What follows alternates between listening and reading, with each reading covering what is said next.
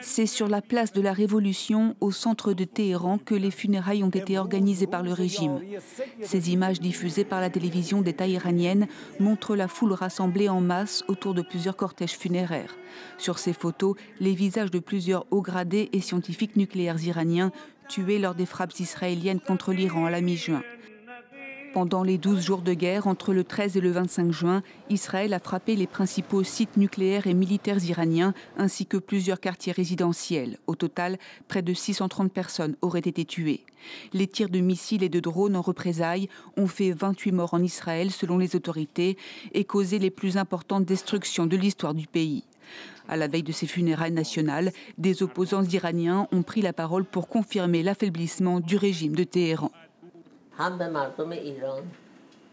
Cette guerre a prouvé au peuple iranien et au monde la faiblesse du régime.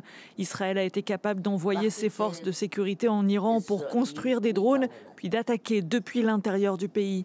L'Iran a admis que les tirs provenaient de l'intérieur du pays.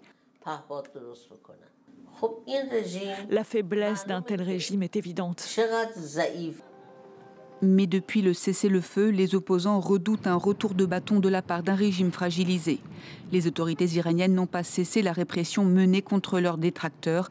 Selon plusieurs ONG, pendant les 12 jours de guerre, plus de 800 personnes ont été arrêtées, 600 depuis le cessez-le-feu.